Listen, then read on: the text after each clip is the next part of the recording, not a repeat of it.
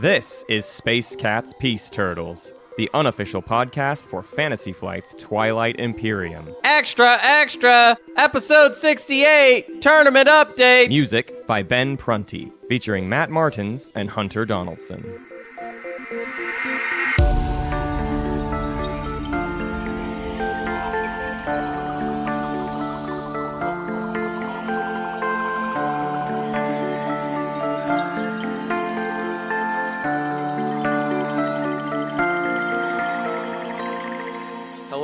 Hello, everyone.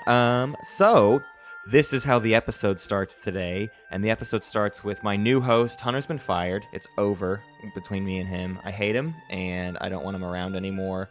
And the new show is going to be me and my dear friend David. No, this is all a lie, but David is here. We're actually going to kick things off because we want to talk about a really cool thing coming up, and I kind of just want David to dive right into it. So David, introduce yourself. Hi. Thanks. Hi, I'm David S. Knorr. You can find me on the Reddit and Discord that way. I run the Austin Twilight Imperium League, and I guess just a little bit of background about myself. Obviously from Texas, and I don't know if I should say this, but I feel like I gotta take the opportunity to brag a little bit. But I got into Twilight Imperium back in 2013 with some friends, and started looking for a community to kind of really play more competitively. And via PAX South, they have a tournament each year. So as of this last January, I'm now the 3-time back-to-back-to-back champion for PAX South. So, yeah, oh my gosh, no big deal. I didn't even know this about you. No big deal. They give you a little medal and everything. But I started the Austin community back in 2017 when the game first got announced for the 4th edition, because I was looking for more players that were kind of really wanting to play a competitive aspect of it. And we sort of built it up with a league in mind. But by the end of the year, we kind of realized that the league system we had set up was not really conducive to playing good games of Twilight Imperium. So we sort of abandoned that and started thinking about what other ways we could kind of add a competitive element. And I met one of the through the Discord, I met the guys that run the DFW group, and then in talking with them, we kind of figured we could maybe make a Texas community that could bring all the different groups together and host a tournament. So, right. Which is a huge feat considering how spread out they really are. I mean, we had issue in Portland just between like coordinating Portland and Seattle games, and that's not that big of a drive. Yeah. But in Texas, it's like that big of a drive in every single direction to reach out to all these communities. So yeah, and Austin's big. Austin's kind of centrally located, which is a really big benefit for us. And one of the reasons we decided to host it is that it's at most 3 hours from any major city, so driving distance for everybody, but still the central location. So at the time of this recording, if you guys can hear this, you'll know that there's going to be information being posted everywhere about the tournament. But the basics of it is that it's going to be a 36-person tournament. We're going to have 6 tables on day 1, and then all the winners will go on to a championship table on day 2, where we'll have a few other kind of for fun matches for the people that didn't make the championship table. It's going to be hosted at... I just want to throw out. I want to throw out there that that's the best way to do these TI tournaments. Hunter and I are in the middle of this like way bigger tournament, and I do not necessarily think that it is better for the fact that it's way bigger. It is just so many people, and I think the 36-player tournament, just like a quick, easy, down and dirty weekend tournament, is the way to go. So I'm super excited. Just that's how you've got it set up. I think it's the best way to do it. Yeah, we're really stoked. With the league we did last year, we had some problems where players were sort of throwing games based on the meta of the league rankings. So if a player that was coming up near them was about to score a huge amount of points, they'd try and end the game as fast as possible by giving the victory to somebody else to seal it. But this method, there's no benefit for placing anything other than first. So hopefully it leads to kind of a pure competitive aspect of everybody going for the top spot. It's the way TI was meant to be played. Exactly. So it'll be at Dragon's Lair in Austin. It's going to be on President's Day weekend, so it's going to be February 16th and 17th. That's Saturday and Sunday. We do have a sign-up page that's going to be linked on your post here, and you can find it on our Facebook group, and it'll be posted on the subreddit. It'll be kind of everywhere you can look, we'll have it. It'll be $10 entry, and we'll be doing a pretty cool prize for first place, and then all the people that win the table on day 1 will also get probably a $30 to $40 prize as well. So that is amazing. I mean, we're not even technically offering prizes for our tournament, and that's saying something then that you guys have something. I mean, I'm saying that I shouldn't talk down on ours. We'll probably do some sort of prize. I'm sorry. No, please don't leave our tournament. But it's just great. I mean, Gen Con had just like a cool trophy. The fact that you guys are actually able to coordinate like some real stuff, I think players are gonna like actually try to like really, really compete for this. Yeah, one. I'll go ahead and I'll it. spill the beans on what it's going to be. We're taking a set of pieces and we're going to basically hand paint them, and then it's going to be for the first tournament we're going to do a set of black pieces, and then we're going to have highlights of them of, so black hand painted, then highlights of gold all over it. Wow. So it'll be for the champion. They get to kind of their own custom pieces. They can take it home, play at their table with it, and show it off to their friends. And then we're looking for and thinking about ways to do something like a Stanley Cup style, where we can record each tournament champion. So if you guys have ideas on how we can do that, let us know. We still have a little bit of budget to work with on that, but we want to do something pretty cool for TI specific. So anyways, that's the prizes for it. But I want to get away from focusing too much on the competitive aspect of it and just take a moment to talk about the reason why we're doing it. Primarily, we're just trying to build up a community. When I first got into TI back in 2013, it was TI3, and there was all these modular aspects about TI3 where you could pick and choose, what modes you wanted to go with. And my player group that I played with, we always wanted to add on to that and change it and modify it. And we eventually adopted like Shattered Ascension. They have a module out there, and we did that. Then we even customized that. And the further more complex we got, the more we kind of narrowed the amount of people that could keep up with us. And anytime somebody new came in, it was just way too difficult for them to catch up. So much to teach. But 4th edition's been perfect in being just, this is the game, vanilla, here's what it is, and learn it and play it. And so the purpose of this is just to really get a community together of people that love the game, want to come out there and have people that they can meet and play for it and have fun with. So regardless of your skill level, come on out and join us at the tournament.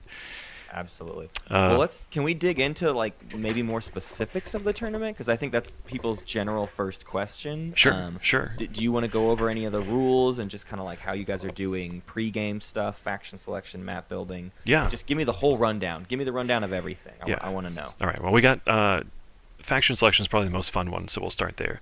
But we really had two ideas on how we're going to handle this, and I guess there's a third option as well. And normally when we play in our league, we just do 2 tiles face down to each player, choose one, that's it. Just kind of an RNG aspect.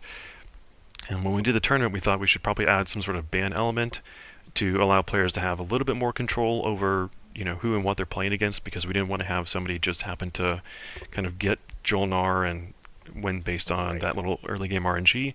But that was still hotly contested because a lot of people are feeling like that's taking away from the whole aspect of the game, but ultimately the community that we were working with really pushed for that. So we said, okay, we'll add a ban element in there.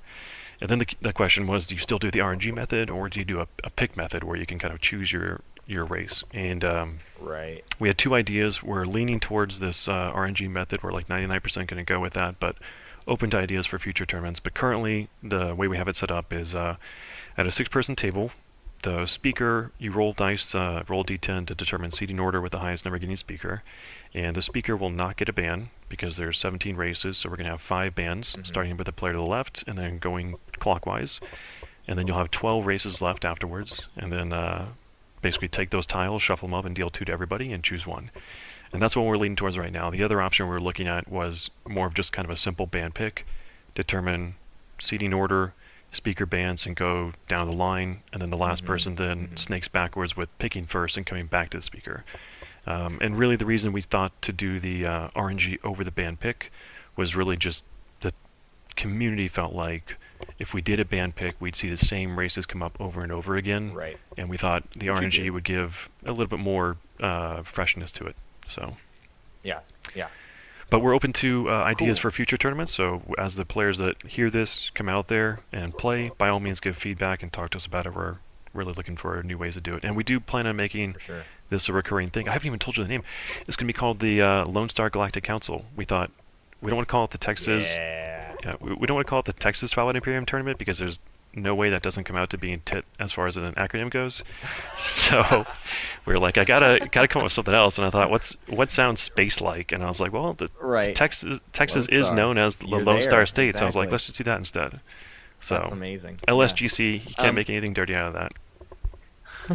I'll try though. I'll find something. So okay, we have our factions. Yeah. How does the map? What are we doing for map? Oh yeah, great question. So our group always does the competitive build, and we just did that basically because that was in the rule book, and we thought that was the one we are going to do initially. But we have seen, as you probably brought up several times on the show, players sometimes get dealt like literally Barry Lerda, Abiz Freya, and Aaron Almir, and then they're like, well, that's pretty good.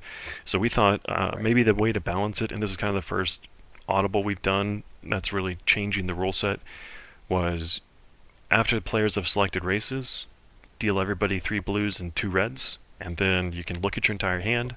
You set your reds down, take a look at your blue tiles, choose one, pass 2 to your left. And then you'll get 2 yourself, look at those 2, choose 1, pass 1 to the left, then you pick up your 3rd one, and then after that, go to the reds, look at your 2 reds, choose 1 and pass, and then you'll end up having a hand. But that way it's kind of more of the drafting method allows it to be a little more balanced, and players know what race they're going to be. So if they want to, value a particular tech specialty skip over a more higher just raw resource and influence system, they can do that. So it gives them a little more agency there to choose it. Yeah, and then you go into just competitive build. Speaker starts and go from there.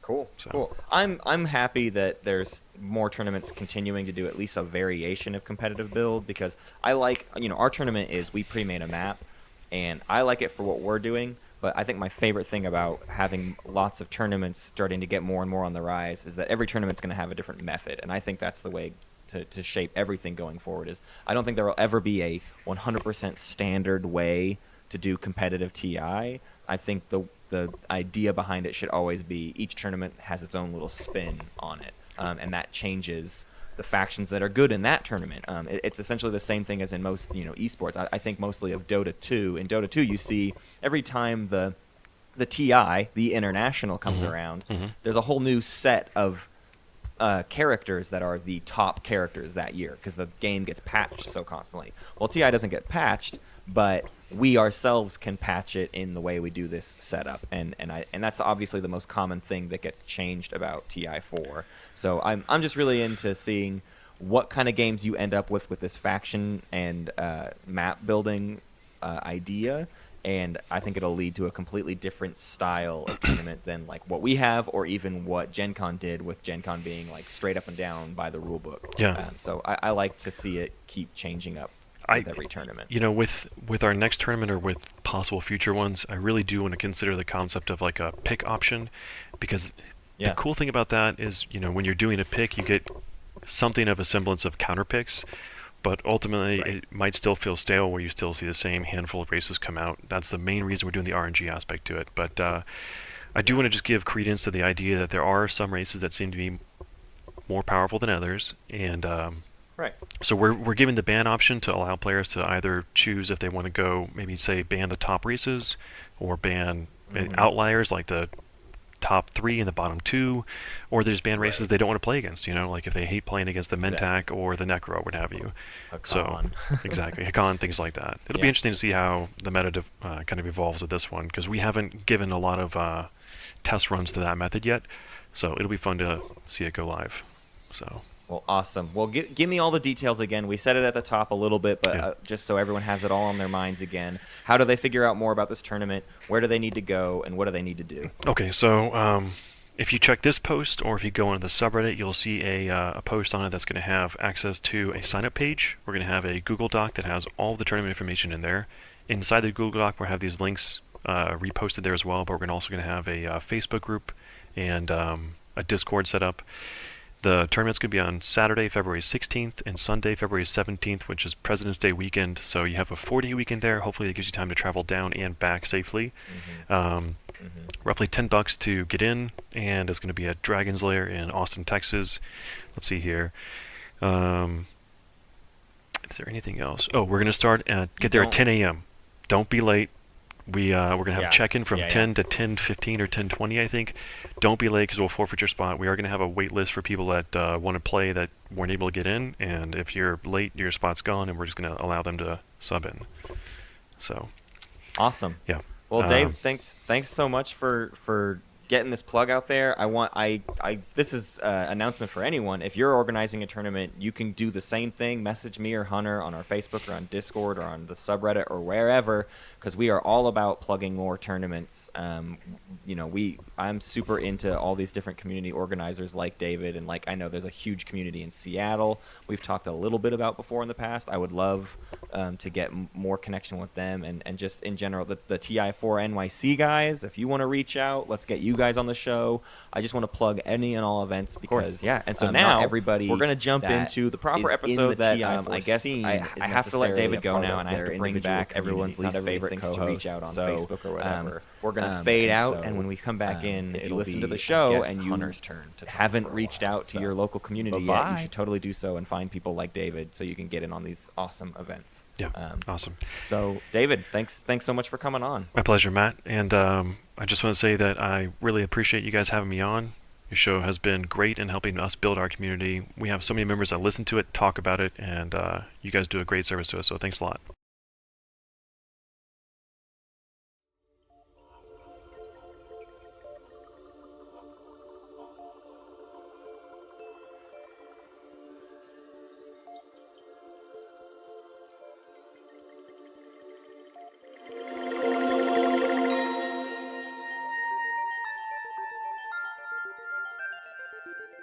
Here we are again, Hunter, at the end of a cold, long, hard day. So we're recording right after a game. Game 7. Game 7, which I'm going to call the Scrambler because it's... I really wish, when you mentioning that reminds me, my goal was for each game on the YouTube channel to give every single one a subtitle, and part of me almost wants to go back and just go ahead and add them to all the YouTube videos, because I really want to give like a subtitle that is the perfect encapsulation of how that game went. And yeah, Scrambler's a good one for Game 7. Yeah, Game 7 was a doozy. Not that we're going to talk about that first. We're going to talk about them in chronological we're gonna talk about order. Two different games. If you're here... and last week you saw that the episode was called Action Cards Part 1, and you're expecting this week to be Action Cards Part 2. Look at the egg on your face, you freaking dink-a-link-a-dink. No, we don't have enough time, basically, to do, and because the games went so long this weekend, we just straight up don't have time to do Action Card Part 2. We don't have time for Part 2, so we're gonna play a stall. We're playing a stall action. Hunter's the Asarl tribe, so he's stalling it out. And we're gonna do action card tier list next week. It's not a tier list. It's a ranking. Sorry, you're right. A ranking. And it's a every action card ranked from worst to best. It was very ambitious for me to make that the goal for this week without us even knowing what it was going to look like this week. And I would say the tournament was the games were meaty and long. Yeah, meaty and long. Yeah. Thanks for that imagery. The other thing, too, we're going to also, if you're going to try to tap around this episode to find it, we're going to put Action Card Errata in next week's episode as well, because I just don't have the headspace to go through the bucket loads of Action Card Errata. Right. Because you can bet your bottom dollar. I will say this one. I want to get one out of the way, and I'm not even, we'll quote it more. I'll do it again next week, but... when we were talking about Courageous to the End, and we were I feel like I'm wrong about Courageous to the End. Definitely wrong about Courageous to the End. What were we? Necro can get tech off of Courageous to the End. Courageous to the End is during combat, which is when Necro can do Courageous to the End.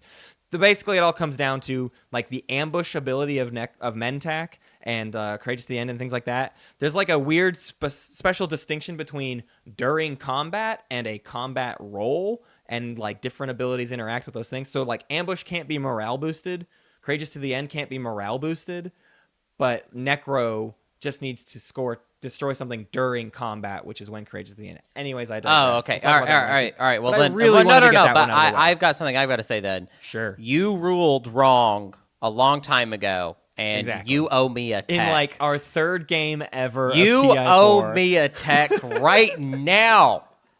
You owe me a tech. I have Majin. I don't want it. I don't want it. I want something better. I don't know what else to tell you. You didn't have that because I was using Courageous to the End. Okay? You had something better. I wasn't going to burn Courageous to the End for Majin. Majin. All right. Well, what we want to do today is catch you up on 2 more games. So for those of you who aren't that into the tournament updates, I'm sorry, maybe this isn't really the episode for you, but I know lots of people are following. And these are 2 crazy games, so there's plenty. They to are talk pretty about nuts, here. and also I wanted to give you guys a little bit of an update on like where we're at in the tournament. Where are we in the tournament? Right. So the goal is for the prelims to be done by February, and we actually just got done making a potential schedule for that to be a thing. Now, obviously, expect all of your emails to get like blown up in the next 4 days. Right. That's the goal, at least, is to like really start getting ahead of this much more than I have been in the past. Right. So that means the goal is for the semifinals to be a March thing, which means that the semifinals, we're not halfway through the prelims, but we're kind of almost like it's close. And like number of days we're sort of halfway through, right? Because what we're planning to do is start doubling up more on weekends. Yes. We're going to be splitting up. Hunter's going to host some games. I'm going to host some games at the same time. We tried to do that this last weekend, but we didn't give it enough notice, so it really fell apart. We didn't end up doing 2. We were supposed to do 3 games this weekend, and it didn't work. But that's because we did it on really, really short notice. Yes. So we're planning like a super weekend coming up where we're going to get like 5 games done or something. Maybe, I don't know, 4, 6, something. Some huge amount of games. So please open up your availability and get ready for games because we're trying to knock out these prelims so that we can get to the semis by March. Yeah. So yeah, get excited about that. Get excited about the semis coming through. We have enough winners now to form a whole game, and we only need to do that 2 more times, and we're already a little bit into the second one. So there we go. Yep. Let's talk about Game 6. Let's talk about Game 6. Game 6, that was yesterday for you and I in our time period. In our timeline. So in our timeline, this was the first draft that I was super, super into in terms of what the players were doing. We've had a number of drafts where the players just did their thing and saw what they got. This was the first draft from the get-go. Before we even dealt factions, they started talking and were like, hey, let's all agree to ban the good factions. Let's make this a thing. Mm-hmm. And then when they got their hands, like some of them were even saying, I got Soul. I'm going to ban Soul. Who's going to ban Jolinar? Who's got they were going around and really trying to knock out this draft so that they got factions that worked for them. Right. And that I was just so into that. That's what I want the draft to do. I get it, maybe not always working in competitive games, but I know in future games where we do the draft, and even in past games, we talk so much during our drafts. Yeah. Just to get factions that are interesting in there. For sure. So all that being said, what ended up is Sardak and Winu actually still made it through the nomination process. But part of that is because one of our players, Evernoob, he messaged me days before this game when he knew he was in it, and he was like, I'm going to play Sardak. That's my goal. I'm putting Sardak in the game, and I'm going to be Sardak. So Sardak was always going to be in this draft, and then I think the mentality was, since Sardak was in there, someone was like, well, I'm going to put Winu in there. Since most of the good factions are out, I want Winu to either force someone to take Sardak or force someone to take a theoretically bad faction, right? Yeah. So it kind of put the block. I forget what it actually blocked, but the net result was our Game 6 ended up being between Evernoob as the Sardak Nor, Michael as the L1Z1X, Alex Lilburn as the Mentak Coalition. Alex Lilburn, from the Agenda episode and stuff like that. Jack B, also known as Ben, was the Isarl Tribes. And 9 of Spades was our Yin Brotherhood. And Paul was the Barony of Letnev. And to give you the slice breakdown, that's Sardak Nor in Fast and Cultured, Lizix in Big and Tight, Mentak and Darien Slice. It's many times now we've seen Mentak and Darien Slice. Yep. Our 4th or 5th game with Isarl in Dangerous Diplo, which Game 7 was also Isarl in Dangerous Diplo. What is that? Will someone tell me what is going on with that? I mean, what it is the blue skip. It's the blue skip. But then there's every another time blue skip. They don't use it. Yeah, they never use the blue skip, and there is another blue skip. Anyways, we saw Yin in the Slice of the Gashly, and we saw the Sardak Nor in Little and Tight. Yeah. I thought it was interesting that Yin ended up in Slice of the Gashly. Still very high influence, which is good. But the way that it's divided up is not super great. There's one. It's better than 2 1-3s, right? Yeah. RNAM is a possible indoctrination planet, but then you get left with a 0-4 in Mir, which means you're probably wasting an influence for command counters with Mir. It gets awkward for Yin, but that being said, a yellow skip. That being said, I do like Mentak in Darien Slice. Every time I see it, I really like it, and I think the logic of it. No. So I like Mentak, and I mean that like obviously Yin makes more sense in Darien Slice, but I don't remember how it worked out. But maybe they didn't get to pick that, so they picked Slice of the Gashlight for that for whatever reason. Well, because Mentak has proven to be much more into Darien Slice than Yin. Than Big and Tight. With the New Albion. Sure. I'm into the New Albion thing, but the yellow skip makes a ton of sense. And usually what happens is Mentak is a later faction pick, someone down the line, and usually Slice of the Gashlight is gone by then. So obviously Mentak would love to be in Slice of the Gashlight, but that's just not usually how it works out. Here's what I like about Darien Slice, though, because a yellow skip is good for getting the really juicy Mentak techs, that you're not necessarily just going to rush for a cruiser 2, and maybe like a lot of times I feel like people are like, well, but I want to get Neural anyways, so I'm not trying to rush for it. So if that's not on your mind, then Darien Slice is perfectly fine. And also what I think is cool about it is you've got a Gravity Rift on one side and a Nebula on the other, which are probably the two best anomalies to camp out and pillage from. Right. And I feel like we've seen people do that to great effect in this game and in the other game where we had a Mentak in the same position. Definitely. I will say this much. After Game 6, and this is... actually, I'll save this point for later because it has more to do with Game 7. Okay. But we saw the Sardak Nor in the Round 1 speaker token position. They took Warfare. Makes total sense. Actually, I'll say this much. To get it out of the way, Round 1 was just like... your basic, everyone did it. Everyone did round 1 just fine. Mm-hmm. We've had a couple games where like, ooh, I wish they had done this instead, or ooh, that was a really clever trade. This was just like your standard round 1. Well, nobody messed up. Expanded. We've seen people mess up at this point in round 1. Exactly. Nobody messed up round 1, and honestly, did crazy. Sardak was awesome. Sardak, the Sardak opener was great. Like Everdoob filled out their entire slice. This was the game. So this should be pointed out.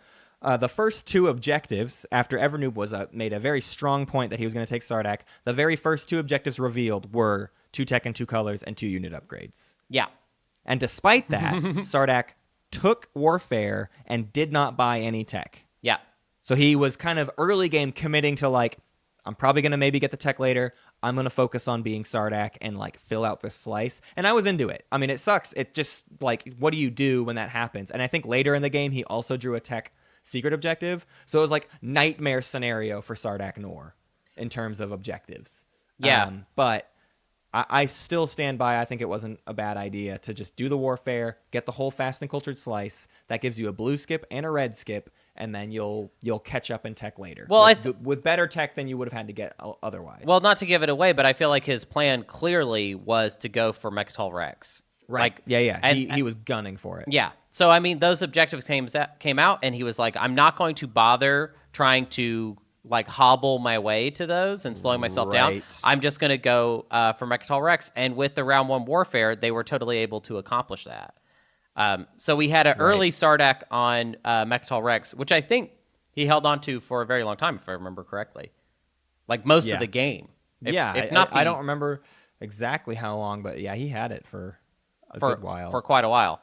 Go ahead. Yeah, so round 2, I feel like... Well, actually, one thing I wanted to call out about Sardak before we move on to some other points is one other thing that Evernoob was doing that I was really into was he was trying to trade Teklar Legion all the time. Because Teklar Legion is one of the more interesting promissory notes to me because it's something that, like, it's going to come up and it's going to be something useful. It's like... It's an opportunity cost thing, too. Right. So, that's the deal you're always making is like, hey, you can do this right now. Yeah. I can just hand this to you. You can do this, and it's going to help you. Because, I mean, like, yeah, invasion combat is always the tricky part, really, for anybody. And even though we had, like, Yin Brotherhood, I still feel like for most of the factions, they were kind of in that position of, like, yeah, the invasion combat is not guaranteed, so they probably did need that. And Evernoob did a really good job of, like, getting that out there and really working that card, which I always want to see. Right. So moving into round 2, Alex Laxo on the Discord was our Mentac player, and he proved to be very shrewd in round 2. Alex was not willing to do trades. He basically, people were like, hey, I'll do a trade with you if you don't pillage. And Alex's response was pretty much generally just like, no, I'll just take the pillage. That's fine. Mm-hmm. He didn't really care about getting deals done. Important thing to note, if you are, we went through the factions, but Nor, L1, Mentak, Asarl, Yin, and Letnev, there's not a single 4-commodity faction in that bunch. And that's what, like 3 2s and 3 3s with a Mentak in there? This is a terrible game for trade. I mean, this is absolutely terrible for trade because you're almost never going to get big swaps. You're going to do 2 for 2s, 2 for 3s, stuff like that. And then Mentak's going to steal from both of you if he gets himself in the right positions, which is essentially what Alex seemed to be opting to do. It was just like, I'm just going to get everywhere. Everyone's going to be forced to do small trades, and I'm going to make bank. Right. So I don't care if you're not my friend. I'm just going to get my pillage and be done with it. I think it's a smart play considering mirror computing. Like, that's the thing is, like, Mentak doesn't really need to make a lot of money. So, like... No. You might as well just take your tax and then double it halfway through the game. As long as you're banking. As long as you bank it. Yeah. Right. Yeah. Right. It's really useful. We saw L1 dip into Sardak's slice a little bit. So L1 went north into Fast and Cultured to try to get a third tech skip. That was the third objective revealed. But he kind of pushed early because he didn't have a third tech skip available, and it didn't look like he was going to be able to get any. So it was kind of like one of those like, ooh, you did one of the more aggressive moves before you had any other plan to back that up. So it was sort of just like left himself stranded. It was a little bit scary.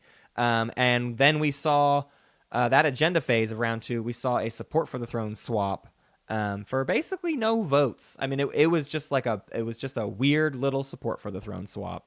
I wish I could remember exactly who it was between. I'm trying to pull it up to see. But all I remember is 2 people swapped support for the Thrones, and it was over peanuts. I think it was Mentak and Yin, I want to say. Oh, yeah, I think that is right. Yeah. So it was like, yeah, if you vote for this, I'll give you, let's do a support for it. It didn't even actually have anything to do with the vote. They just both clearly wanted to do a support for the throne swap. Yeah. And they got it done and out of the way. Well, I mean, it's for a point, so I mean, whatever. Exactly. So let's talk about round 3. You have a note here that I find very interesting that I hope you remember, which says 9 of Spades predicts exactly what Root just said. What does that mean? What is that about? You know what? I'm just gonna pull up that time code. You keep talking, but I'm gonna pull that up because I only halfway remember it. There were 2 different times people said something like seconds after we said it in our secret channel, and it was like, wow, they just said exactly what it was. Something. It wasn't actually a big gameplay thing. 9 of Spades has played with Root a lot, or has seen Root play a lot, and 9 of Spades said something along the lines of like, after an action happened, he was like, I bet Root is saying this right now, and Root had literally just said what he thought he said. You know, it's just like whatever Root was saying, it was like, oh man, this is going to be crazy. And 9 of Spades was like, I bet Root's going to say that. Oh man, this is going to be crazy. And it was word for word exactly that. That's amazing. That's great. Well, so it looks like in round 3 things got a little bit weird for this game. Yeah. So Sardak Nor, doing the whole push on Mechatol and everything, also got his flagship out there pretty early, which I think is rare for Sardak Nor. Now, Evernoob was very confident about wanting to play Sardak, so I trust his judgment more than my own. I don't think I've played Sardak yet. And so I'm kind of just like, the book is still open on like what is really good Sardak strategy. Yeah. I think we've generally said the flagship isn't like, it's not one of the better flagships because it's a win more sort of thing with your ability. Right. But who knows? It's still some hits and it's still helping. But he sent it into an attack that maybe was less than advised because he got absolutely crushed by PDS. He ended up having to tap his flagship, and the player happened to have a direct hit. So he kind of just burned his flagship on a little bit of a nothing burger invasion. Yeah, and well, I mean, and basically what we're saying, and like if I were to try and paint with a wider brush, the way the game was feeling out the gate was like Sardak's game was really exciting. Like it was like, oh wow, Sardak has Mechatol. They expanded way faster than everybody else. Right. And you know what? I feel like we failed to mention this, but what was happening, what we mean by in round 1, everybody was doing well, is that things were getting stalled out correctly. Yeah. So, like, basically, when we say that it was impressive that Sardak got their entire slice, I mean, obviously, if you have Warfare, you should be able to, like, fill out your slice. That's not... Yeah. And they're a 2C4I faction. But what I mean is that they felt ahead. Like, it felt like nobody else had even gotten close to filling out their slice. And Sardak was just ready to go in round 2. And then they take Mechatol Rex... And then it feels like they just kind of ran into some bad luck. L1 was aggressive towards them and succeeded, but did not get a point for it. So that was kind of just like, that's hurting their game, and it doesn't feel like it was really for anything.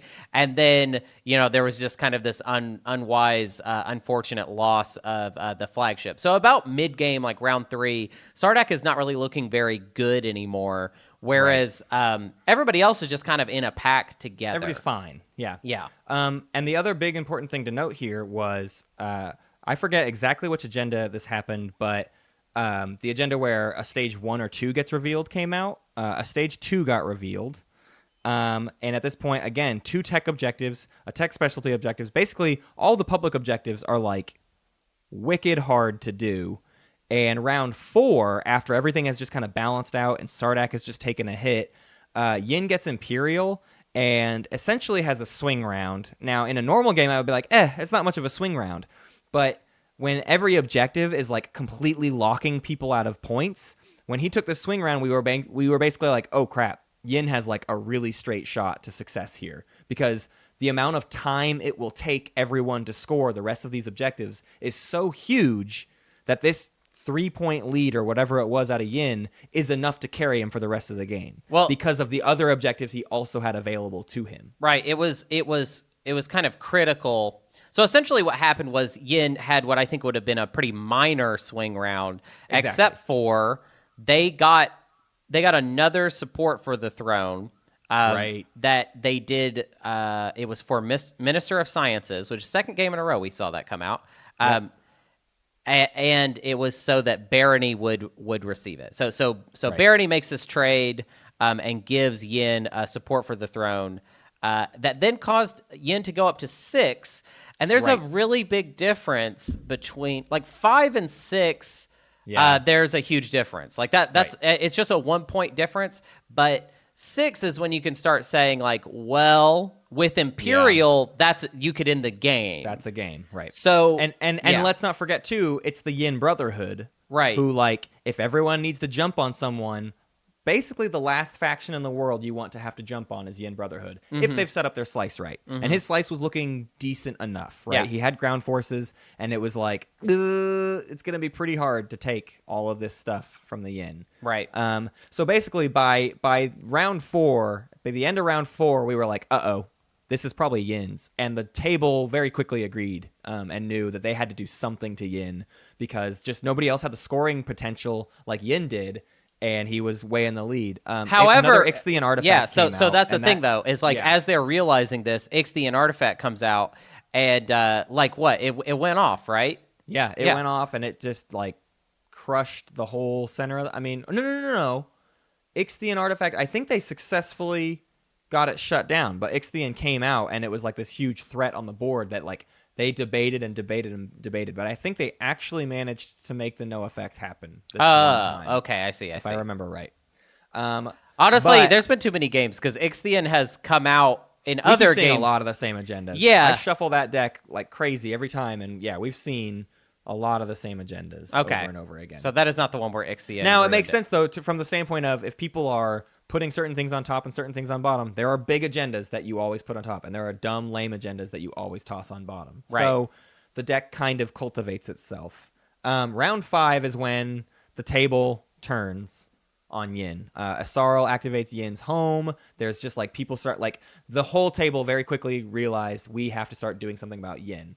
I don't think that much action actually happened in round 5, but it was that sort of like vocal, there's our enemy, let's deal with this problem. Right. And then basically going into round 6, Yin basically has it in the bag from the beginning of the round, as long as they can keep their home system. Right. And it's a very complicated series of events in order for Yin to not lose, basically. Right. Well, and it's not only a very complicated situation, but nobody else has like any shot to win. So it is literally all about stopping the yin. The whole round is we stop the yin so that the game continues. Right.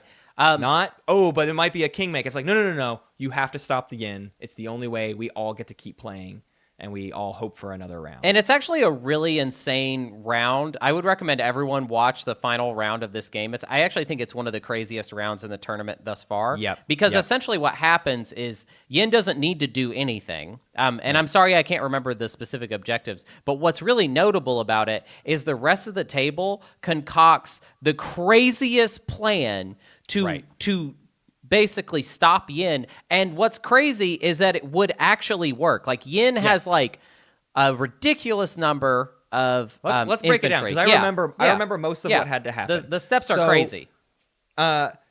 Isarl needed to get in there. So Yin has the Van Hog above his home system, and he's got like 15 or 8 or like, but more than 5 infantry. Right. More than you can get there, basically. More than you can get there. And then on top of that, somebody had X89. Who had X89? L1 researched L1Z1X X89. decided to use their tech to get X89 so that they could deal with this problem. So first thing, and then the only person with infantry in range was the Barony.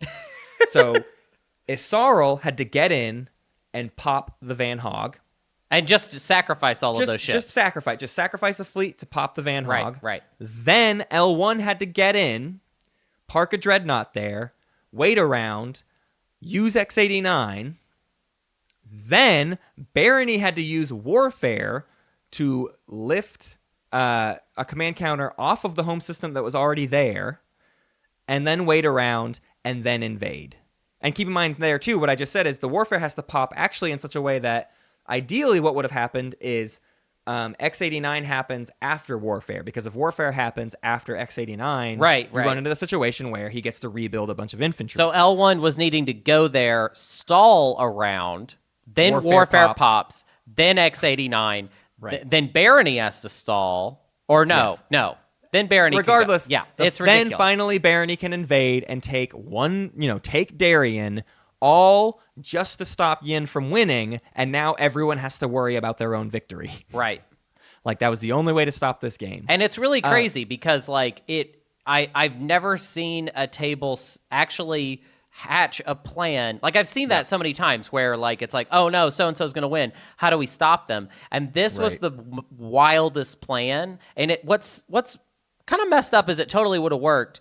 But it's really hard to get that many players in the last round to pull off something perfectly like that. And they did have some bad luck. Right. And it was like a 2.5 hour long round. I'll say this, the bad luck they had was that Isarl actually failed to destroy the Van Hog.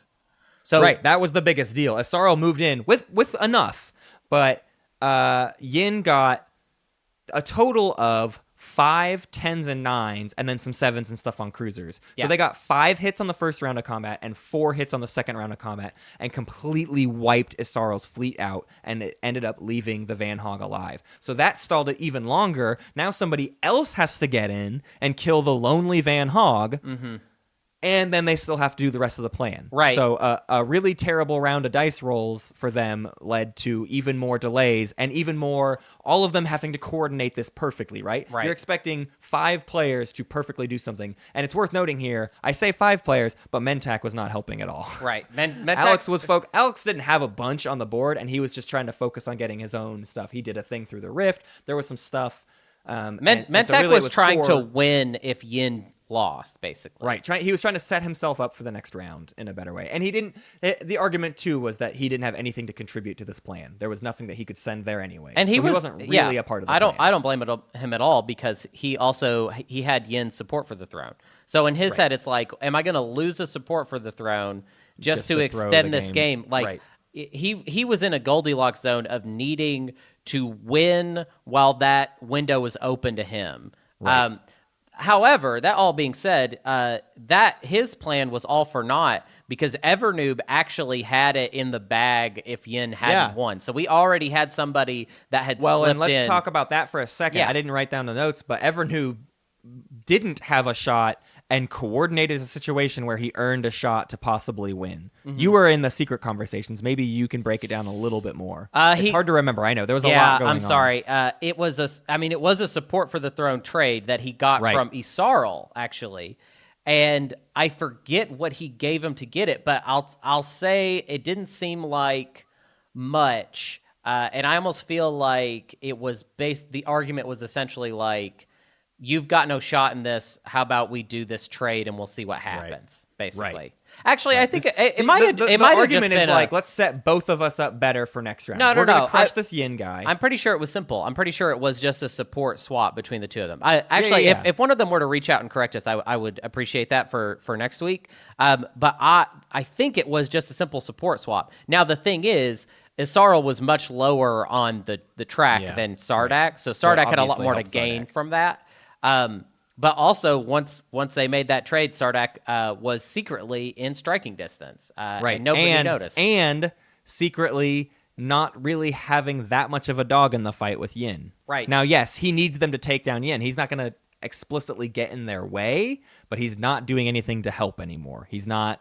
I think he threw one random action at them to kind of be like, "Oh, look, I'm still helping." Ooh. Yeah. But it was a totally just like bunk. Yeah, he wasn't doing anything. It was very funny though. He had an interesting tactic, Evernoob, that I want to break down, and I want to make this very public that he did this because I'm sure people have a lot of different opinions on this. I think it's hilarious. But the thing about Sardak is that one of the stage 2s was the spend 6 command counters. Yeah. And he stacked all of his command counters in one little pile on top of it. And I don't know if he was doing this on purpose. And if I was him, I would claim that I didn't do it on purpose. But to a casual observer, it appeared that he only had like one command counter. Right. You had to look closely kind of from an angle to see that there was a stack. If you were looking straight above, you just wouldn't know. Right. And I'm going to say that is totally legal play. It's subterfuge. It's kind of, it's a little bit grimy as far as I'm concerned. But the way you organize we're not going to police how you organize your command counters on the thing. Yeah. They have to be on the thing. But it was hard for people to see how many command counters he had. He was being sly. I would watch for people doing stuff like that, honestly. Yeah. I mean, it's just another point of like, this game is hard when you're trying to focus on like what everybody else is doing, because they were so focused on Yin that like, who's going to pay attention to like really what's going on with Sardak's command counters and stuff. And that's just more to the point that when it's the final round, you need to look at everybody else's, final round. You have to know it was the final round, but when you're getting into round 5 and round 6 and round 7, God forbid, you need to be looking at other people's play areas like closely and really see what they have. Yeah. The mentality should be we're in round 5. Can anyone make a big swing to win it? You know yes or no? You know what? Round 6, look at everyone. Yeah. Round 6, you should look at every single player and make very certain that they don't have a path to victory, because they probably do. And then, like you're saying, round 7, you need to know who's going to score on their first turn. Right. Because that's probably going to happen. I mean, what I do, and this is not a revelation, people do this all the time, but I just remember to do this always, is when you're later on, when you're round 5 and above, when people pick their strategy card, think about why they are doing that. Look at their whole thing. That's the time to do it. Is everybody's taking your time on strategy card picks. Somebody picks a card, look at it, be like, okay, what's their plan with that? Look at the victory points. And then from then on, if you've already got that figured out, you know what publics they're going for. Right. And then you kind of note that in your head, and then during the action phase, be on the lookout for secret objectives they might be going for. Right. And I mean, like, I know that might sound crazy to some of you to actually be looking for the secret objectives. At the Gen Con tournament, that was one of the main things I was super impressed with them. A lot of them were really good at having all the secret objectives in their head, and they would successfully guess a lot of times which one somebody was going for. And they had to double up on that because some players had to look like they were going for men. We had that's what Joey, who played a couple weeks ago, one of his tactics in his preliminary round was he set himself up to where it looked like he was going for like 6 different secret objectives. Yeah. And some of those actions were totally wasted actions, but he had already solidified his chance to win. And so it was more about, I got to throw everybody off the scent. So I'm going to go take this industrial planet, and it happens to be my 4th industrial planet. So maybe they think they need to do that instead of the other thing. But all of this came to a crashing halt when the plan was working so far for everyone, and then Barony in a mistaken moment on his warfare play, he pulled the token from his home system and not from the Yin Brotherhood's home system. And the only way he was ever going to take the Yin Brotherhood home system is if he got his own token off the Yin system. Because Yin had Diplo that round. So it wasn't like he'd already activated. It was just, it got Diploed. And it's just one of those things that happens. This was a German player, and he had a German term, or I think he was a Belgian player, but he had a German term for when you just forget. You just forget exactly the thing you were supposed to do because you get sidetracked. And it was just like, basically, he pulled the wrong one. About 2 or 3 actions went by, and then the Yin went, wait, Barony, did you take... Which token did you take from with Warfare? And he said my home system, and Yin just went, okay, because they were all being very vocal about what the plan was, so he knew what they were trying to do, and that was more or less it. That completely sealed the deal. The fact that Barony now couldn't take the planet just assured Yin a victory in the status because Sardak couldn't score soon enough. I do want to say this because I never like it when someone tries to rob somebody else of a Twilight Imperium victory. And kind of make, when people make those comments of like, well, there was this mistake, but we had you, basically. They didn't necessarily have him. I think if they had executed the plan perfectly, it definitely would have worked. But their plan was really difficult to pull off, and they had already made other mistakes. Right. So and it's not like Yin never made any mistakes. That's the other part that gets me about when people start talking about the mistakes they made that cost them the game. It's like, okay, but the winner made mistakes too. That was a big thing with our Winnu game in Game 5. I mean, it's like winners make mistakes too. They just happen to mitigate the disaster they suffer from those mistakes more than other players. Or they get lucky. Maybe sometimes it's luck. But in general, everyone at these tables is making mistakes. We have watched every player at every table make mistakes. Yeah. But, it was really cool to see a game play out the way that one did. That's the first game in the tournament we've had like that. Right, where it was just like, get everyone gang up on the leader. It was also... we haven't had such a clear leader like that. Right. That was also just the first game that we had someone run away. Just get so significantly ahead. A lot of it has been games of just like people, just kind of being in a pack, and then it gets to the end, and it's just hot potato of who has the path right now. Right. To put it into perspective, Yin won with 10 points, Sardak had 7 points, and then it was 5-4-4-2. Mm-hmm. So if Sardak wasn't going to win it, nobody had even a close shot. Yeah. That was that game. I will say this on friend of the show's behalf, Alex's behalf. There was a lot of very harsh meta against Mentak. It was people were well, and I think it contributes to he started out as a shrewd negotiator. Right, so people, and the whole problem of none of us have enough commodities to deal with getting pillaged. Like getting pillaged is an extra annoying thing. Whereas if you're Jolnar, okay, I'm gonna gain 3. And you'll get 1. Like I'm getting 4 and giving up 1 to you. I'm still getting 3. That's great. Right. When you're only getting 2 and you lose 1, you just lost half the trade. Right. And it's that a huge, sucks. Especially when you see Mentak with mirror computing feeling like they're getting so much out of this pillage. But I mean, I feel like that is the right way to play Mentak. Personally, I think they get more out of taking from other people than they get out of like mitigating their own ability. Yeah. Right. Because the other people have less and they have more. That's the whole thing, is they double their small amount of trade goods. Right. But the thing I really want to point out that I thought was interesting was the meta was so hard against Mentak that people were talking about him in the final round as if he was going to be the person who was going to win if Yin did not win. But he was at like 5 points, and secretly Evernoob actually had it in the bag, and no one was noticing. They were No, all just nobody like, cared about Sardak at Mentak. 7. They all cared about Mentak at 5. Yeah, it was such a big deal that Mentak was at 5 points. I felt for him so much, and Right. he actually did attempt a secret objective grab by trying to kill Flagship by going through the rift, and it failed spectacularly. His Flagship Second died game in a the row. rift. We saw that. Yeah. So, or sorry, it was it that he was trying to kill a Flagship, or he was trying to unveil a Flagship? I don't know. It doesn't matter. I think he was trying to kill a flagship. Oh, okay. Well, but regardless, I think that I think we should dive into Game 7. yeah. Let's talk about Game 7. Because there's plenty more to talk about there. Game 7's a harder game to talk about. Yeah, I would agree. Because this game, what did we call it earlier? Just 40 minutes it ago? was a scrambler. It was a like scrambler. it scrambled your brain, and it scrambled all of their brains too. This was the most like This was the most deals per minute, the highest DPM of any game, honestly, by like a mile. I mean, I want to get into the specifics first, but I want to say broadly about this game.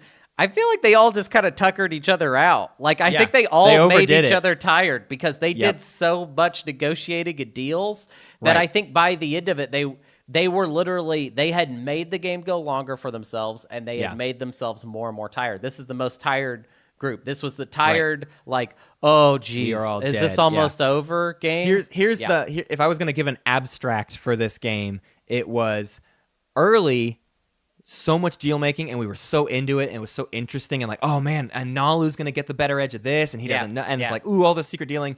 And by the midpoint of the game, because there was so much deal making between each other, they were getting in the way of each other's deals and ending up like just stopping each other. Like it would be the same as if I took your home system and you took my home system. Now neither of us can score points, but everything was behind closed doors. So they were making deals over each other that kept screwing over each other's deals. Yeah, it's like stalling them all out. It's like if I tell you that I'm going to give you my trade agreement, and then you tell me that like we're going to do a swap, and then you tell someone else that you're actually going to do that, and then you do that with them, and then I don't do it with anybody, but now you've done it with somebody you weren't supposed to. Right.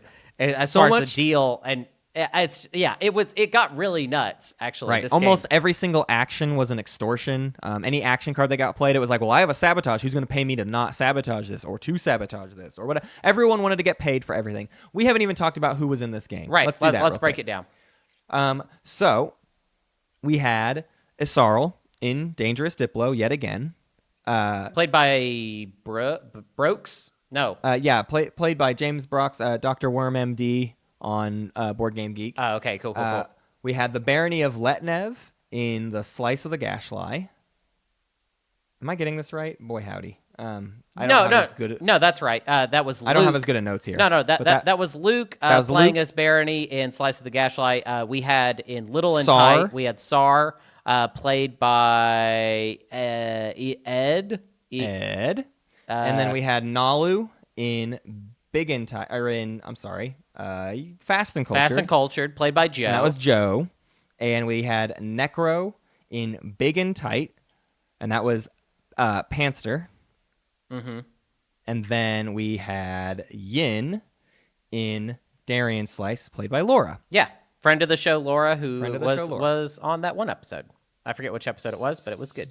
My last one in Portland. Mm-hmm. So that was the makeup of that game, and honestly, a weird selection of factions for it to be as deal-makey as it was. Yeah. But the reason is because it was all a bunch of factions who were like really trying to get very specific things done.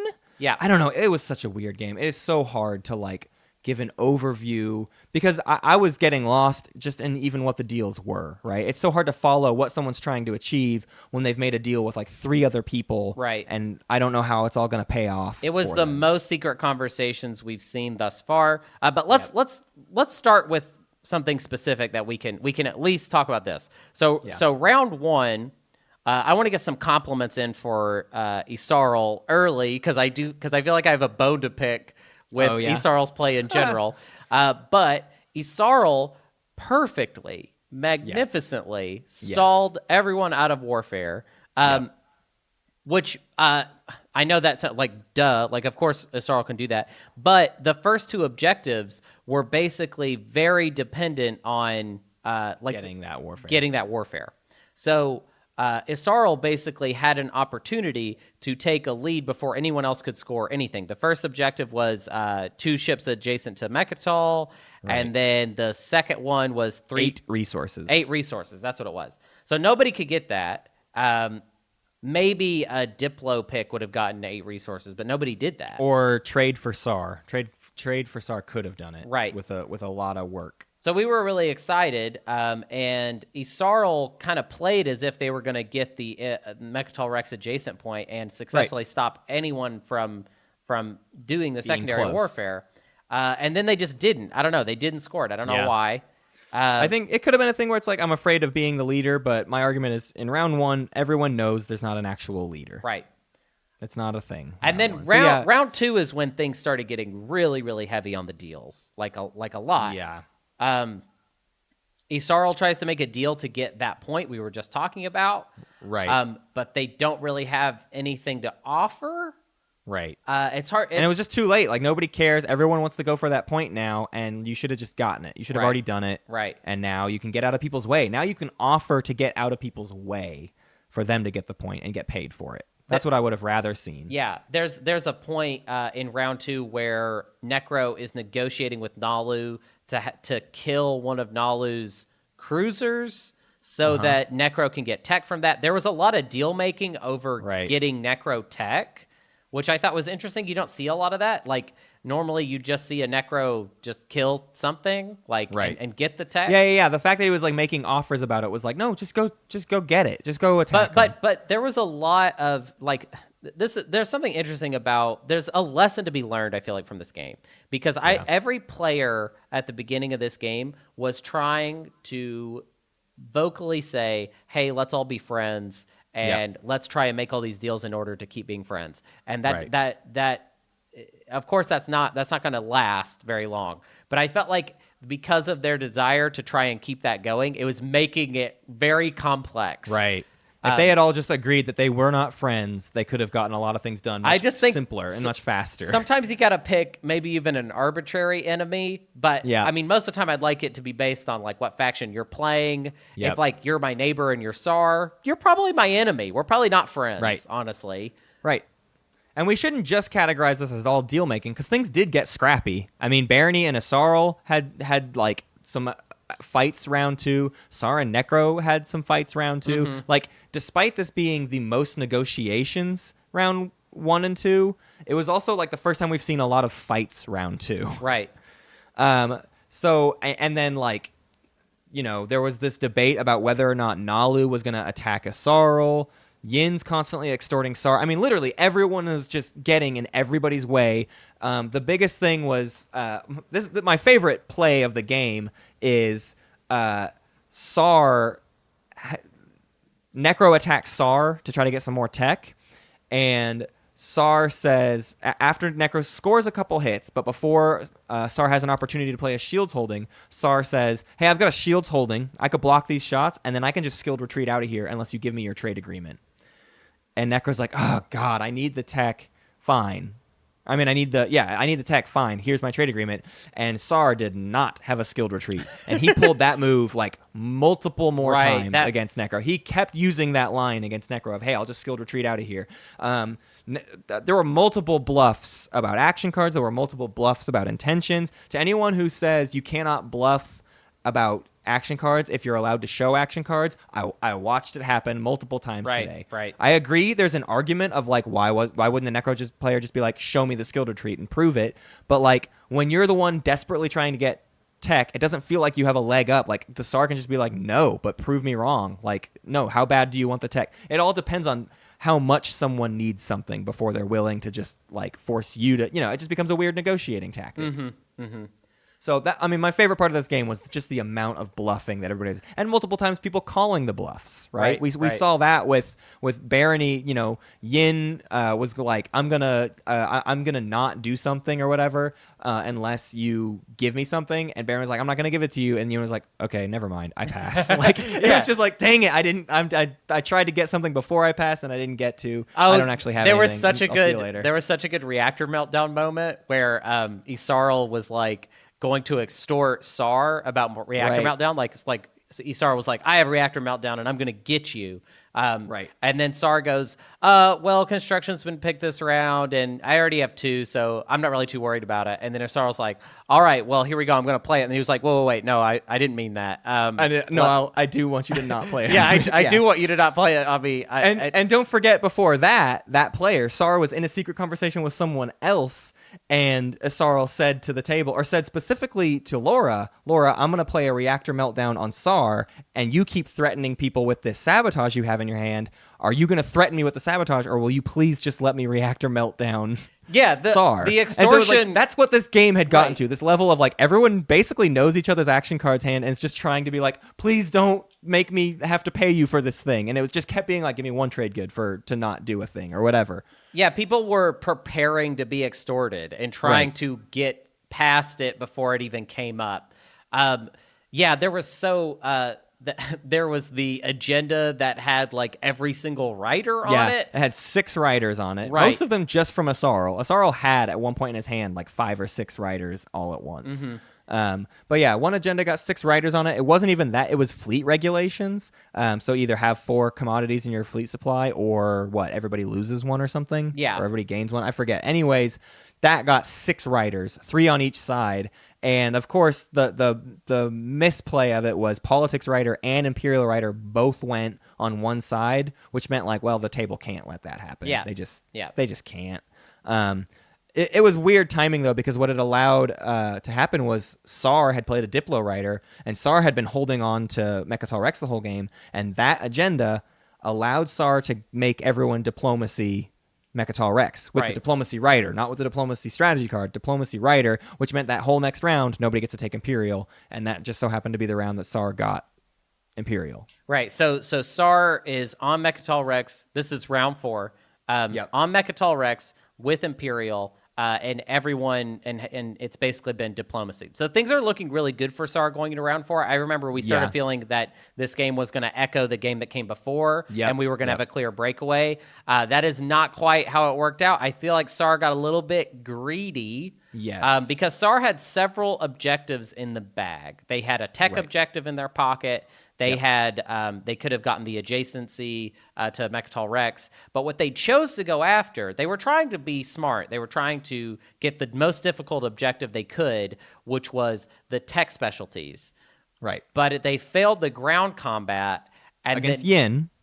And then because of that, they left themselves open, and they were, I forget what they were even able to claim at that point. Right. But that was kind of the beginning of the fall for Sar, I would say. And they had to spend money in order to attempt this invasion. So they made it where they could not research the tech that they needed that round. So they were shooting for the 2 most difficult objectives to claim, and they ended up only getting 1. Right. So. And what they should have done instead is they pushed themselves out to get 2 adjacent to Mechatol. Next turn, they should have done Imperial, and then still spend the rest of the round trying to get the tech spec, the tech specialty planet. Like, build yourself up, use a few rounds of chaos mapping, and then go take that planet. But I think they just were afraid of the planet getting reinforced or whatever. It makes sense. Sometimes you're just like, I got to jump on it right now or I'll never get another opportunity. But this was one of those situations where it ended up costing him quite a lot to fail the attack, and his game sort of snowballed out of control against him from that point forward. Right.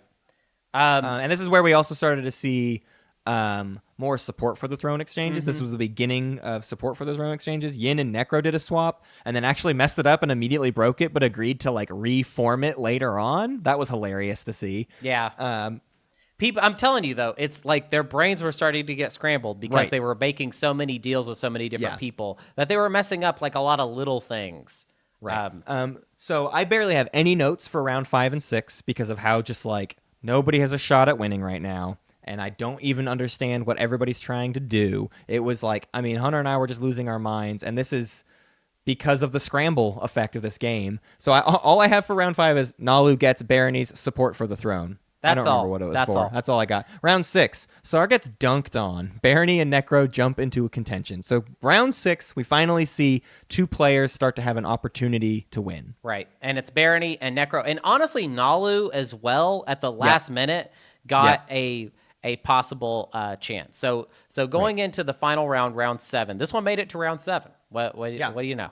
And not just around 7, but like it's going to be a full round. Every other game we've had so far, round 7 was decided in the action phase, usually like a first turn or whatever. But this one was like, we're going to see every bit of round 7 and maybe round 8. Yeah, there was a chance for round 8 at the beginning of the round. I felt like it was possible. So essentially, the way it worked out is me and you saw a path for Necro. Yes. What they needed to happen, and it seemed like they weren't going to get it at the beginning of the round. I remember being like, it looked impossible. It looked like this might be really hard. But what they needed to do was destroy a flagship. The only flagship on the board at the time, at the beginning of round 7, was the Sarl's flagship, which was not Necro's neighbor, but Necro's neighbor's neighbor. Right. And it was sitting in their home system. So it just did not feel slices away. Very, is like that. Where's that flagship gonna? How's he ever gonna get that flagship? But his other 2 points that he needed were in the bag completely. Well, sort of in the bag. He needed to spend 8 resources, which is more or less in the bag. He had trade goods and he had his home system. Right. So as long as he keeps all of that, he was totally fine. Yeah. He had the most stable shot. Barony had so much they needed to do in order to win. They were Barry needed to build a flagship, win a combat with that flagship, and gain at least 3 cultural planets. Right. Is what they ended up needing. Which, if you've seen our map, is no small feat. It's pretty difficult. He was in Slice of the Gashlai, which I'm pretty sure has no...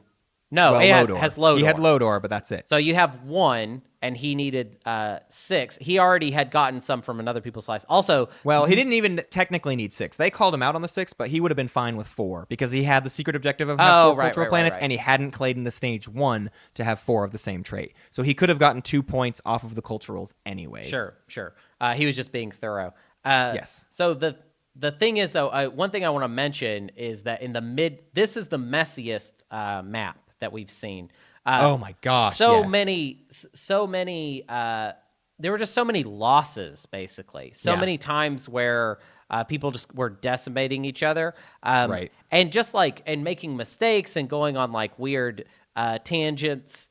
And just getting all over the place. It's just a weird, messy map. To compare it to Game 6 had a lot of defining moments because someone got such an amazing dice roll that it just combat's done. Guess we're done with that, and you're going to get the objective. This one was the exact opposite. We saw so few good dice rolls. We saw so many rounds of combat where it was all right, 6th round of combat for, these... For, dreadnoughts and stuff, too. I mean, we saw multiple dreadnoughts not score a hit for 3 or 4 rounds of combat. This was just terrible dice rolls all around, and it was making it so hard for people to accomplish anything. And so, there were just ships everywhere. It's a complete rainbow of where everybody was ending up. Yeah.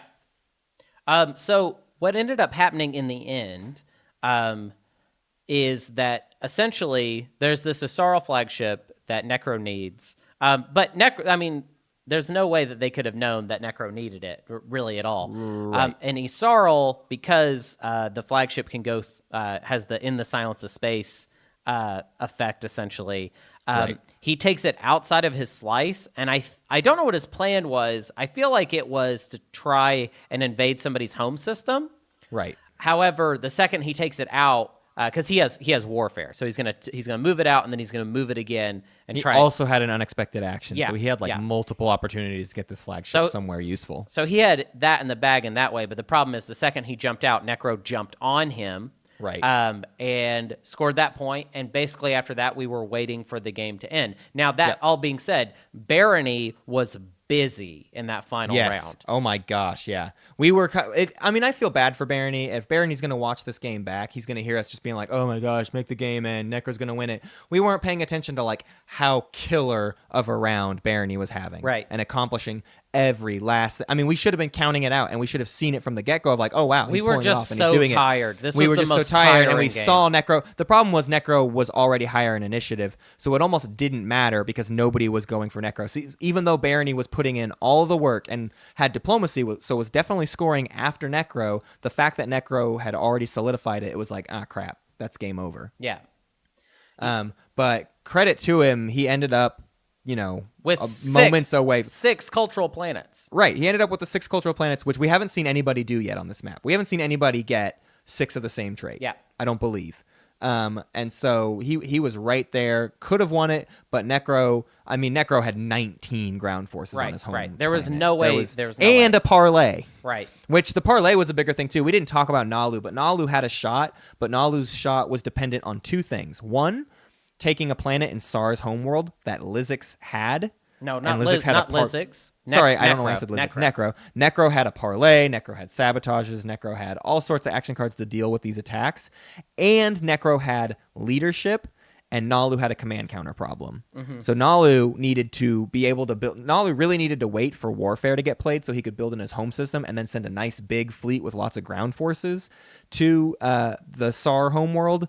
But because Necro had leadership, he got to stall Nalu out. So Nalu had to make a really... basically like, I'm going to cross my fingers and hope this works kind of attack. And the truth of it was that it never stood a chance because of the parlay in Necro's hand. So Nalu looked like they had a really good chance, and then it just kind of got dashed before him. And yeah, Necro won that one. Yep. So we had our first Necro win. We still haven't had any repeat factions win, correct? I believe that's true. Yeah, I think that's definitely true.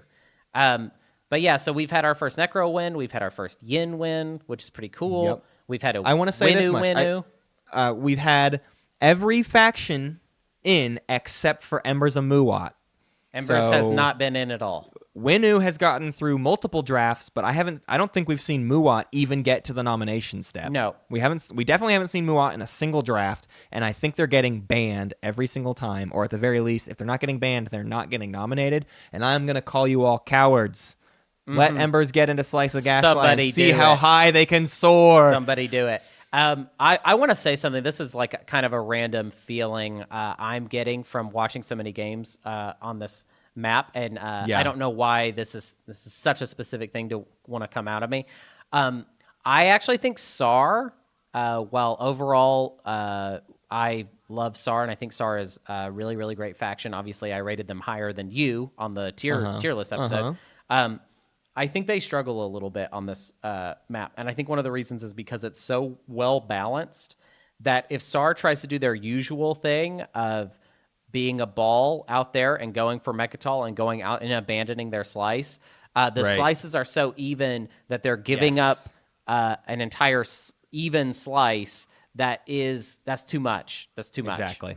Yeah, the only game we've seen SAR win is when they basically had to retreat back into their home slice fairly early, and they just played from their slice. So yeah, trying to get into other people's stuff is incredibly difficult. So maybe we'll see a SAR that does the full on, like, no, I'm not doing anything but building a giant SAR ball, and I'm going to get into your stuff. But I really think it's either play in your slice or do not go through Mechatol. Like, if you're going to take someone else's slice, go to your adjacent neighbor and just get them. Yeah. That's the only option for that for SAR.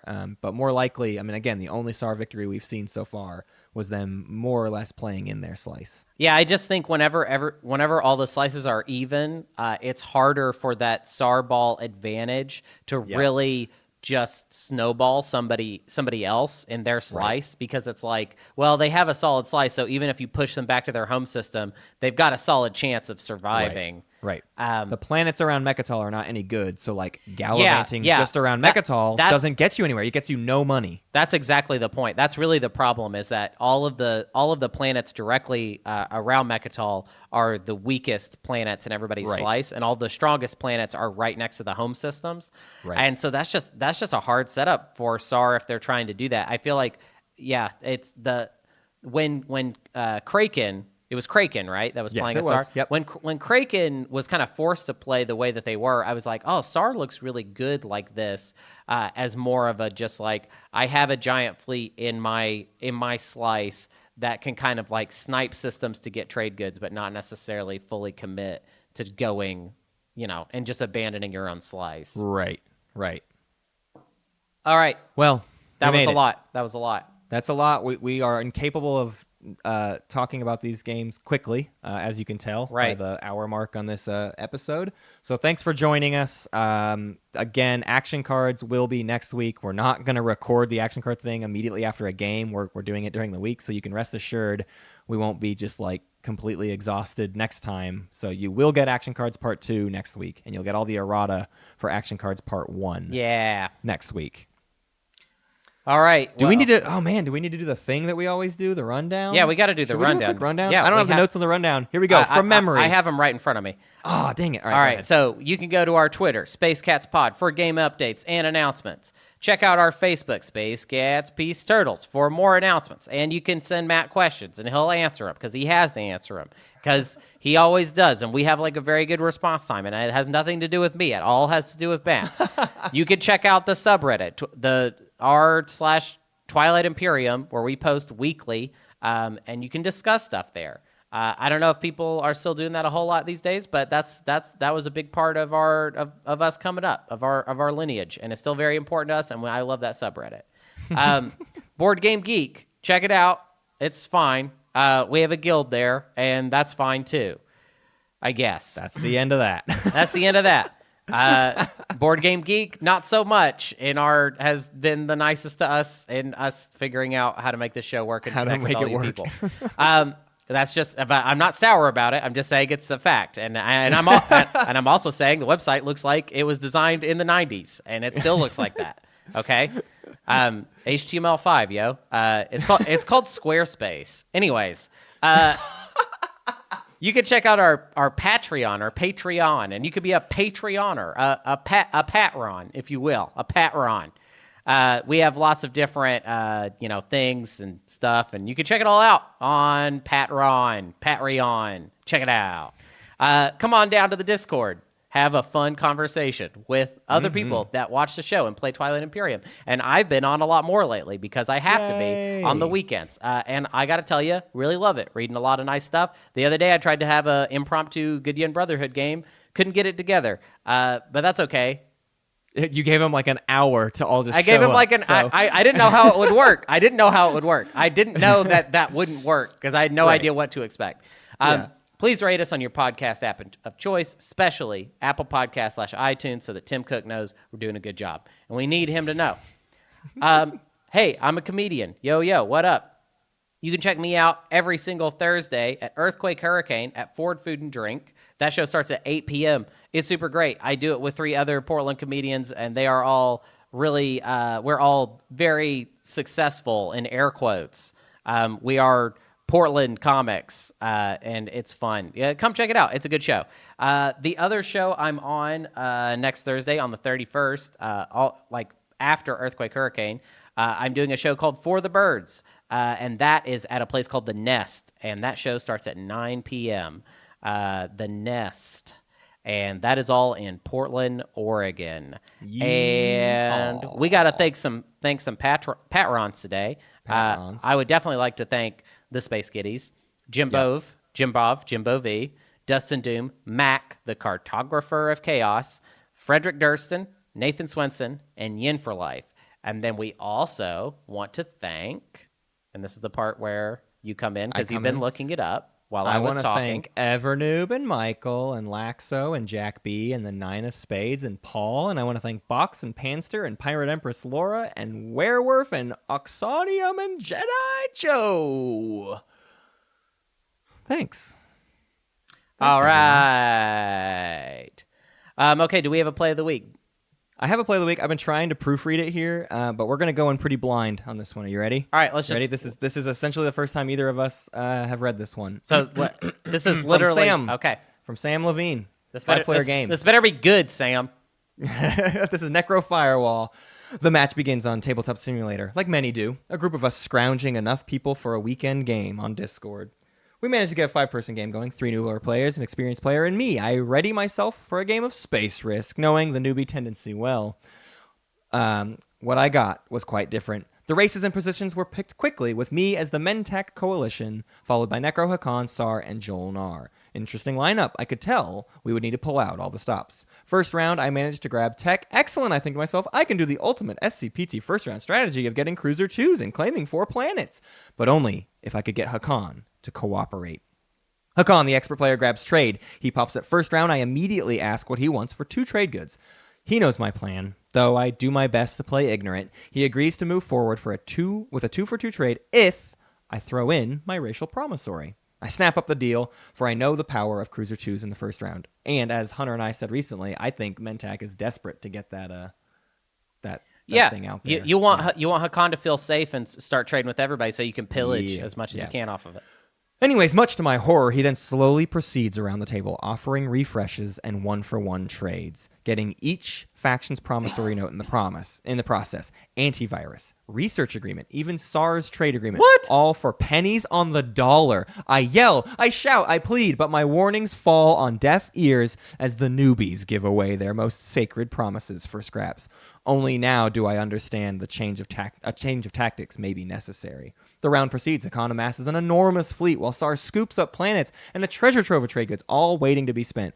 Round 2 begins. Hakan grabs leadership and smashes his fleet into SAR's only space dock. The table gasps at Hakan, and he attempts to justify his actions. I know how powerful SAR can be. You should be happy I got to him before he spent those trade goods. The excuses fly, but I see his true intentions, eliminating a top opponent while gaining a slice for himself.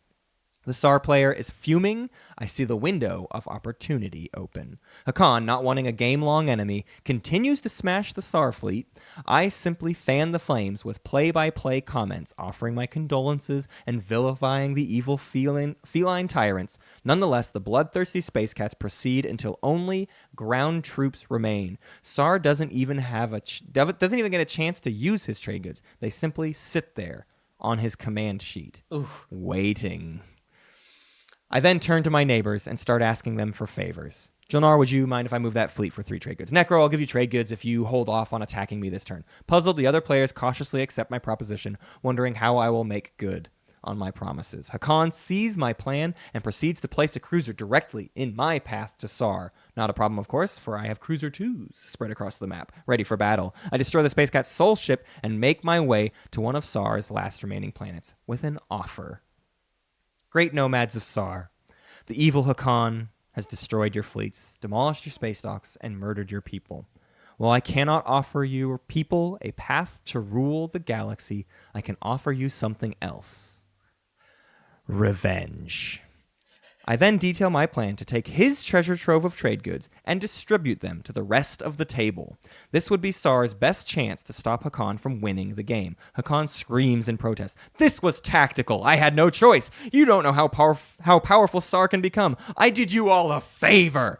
The other worthless dribble. The other players agree. Genocide would not be tolerated in our galaxy. I take SAR's stash and divvy it up amongst myself, Necro, and Jolnar. With the brunt of his forces abroad, open season begins on Hakan's systems. The cats desperately try to hold off the onslaught, but it is too little, too late. After only 1 round, the cats have been forced back into their home system bunkers, muttering and grumbling about how their tactics were sound. SAR never truly recovers, but Hakan ends up losing with 6 victory points. Oof. Justice had been served. Oof. That feels like how our Yin game almost had to go. It's right. Just like we gotta dunk on him. Right. Forget as everything. Much as it's we over. can. Yeah. It's that dogpile thing. It's always so wild to see. You know what I was thinking? I want to play this game. Oh yeah, Twilight I would Imperium. like to play Twilight Imperium. Yeah, that would be fun. I didn't know that would be part of the tournament. Would be that we wouldn't really get to play. We never get to play. Yeah. Well, yeah, and the good Yin Brotherhood is like really itching for one too. We I don't know what we have to try and make it happen. Yeah, for sure. All right. Well, and then that was a the weird end of the episode. And then it ended. All right. Well, we're literally crazy at this point. I have been up since 8 a.m. and it is now 8 p.m. And the only thing I've looked at or thought about was Twilight Imperium. So if you feel cheated, you didn't get part 2 of the action card episode. Good day, sir. Good day. Good day. Thank you for listening to Space Cats Peace Turtles, and thanks to Ben Prunty for the use of his music. You can find more at benpruntymusic.com and benprunty.bandcamp.com.